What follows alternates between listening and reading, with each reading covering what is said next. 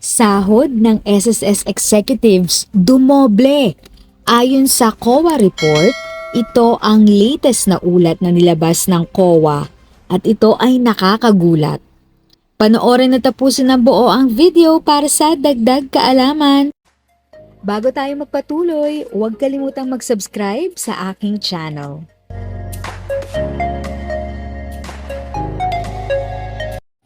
Thank you sa pag-click ng aking video.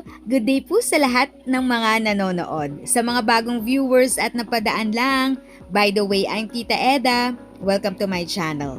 Ang channel na maghahatid sa iyo ng dagdag kaalaman tungkol sa government services, bagong mga balita at informative videos na galing sa legit na resources.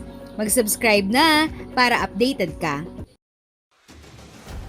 Ayon sa COA report, ang mga nangungunang executive ng Social Security System o SSS ay sama-samang nakatanggap ng 116.244 million na sweldo noong 2022 na nagkakahalaga ng higit sa doble o 101% na mas mataas kaysa sa kanilang kabuuang sweldo noong 2021 na 57.754 million pesos. Ang mga SSS executives ay kinabibilangan ng presidente, CEO, executive vice president at mga senior vice president ay nakakatanggap ng 79.658 million na sweldo noong 2022 at 147.38% na mas mataas kumpara sa 2021 figure na 32.2 million pesos. Ang iba pa nilang allowance at benepisyo ay tumaas din ng 43.24% taon-taon mula 25.55 million hanggang 36.58 million. Nakatanggap din ng mga pag-increase ang mga empleyado. Ang mga gasto sa serbisyo ng tauhan ng SSS noong 2022 ay umabot ng 8.12 billion o mas mataas ng 396.58 million kumpara sa 7.727 billion noong 2021.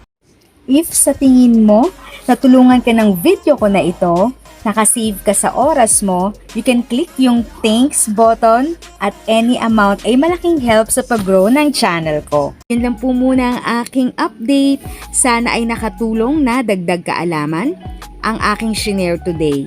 Ang goal ng aking channel ay mag-create ng awareness. Kung ganitong mga topic ang gusto mo, panoorin mo ang mga videos ko na ito.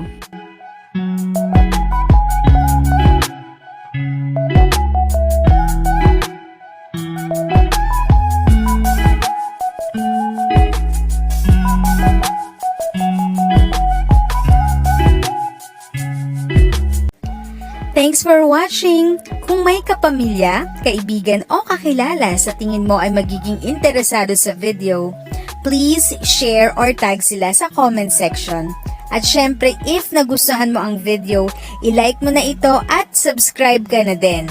As always, feel free to write your questions, comments, and opinions respectfully. And continue to be a blessing and stay safe!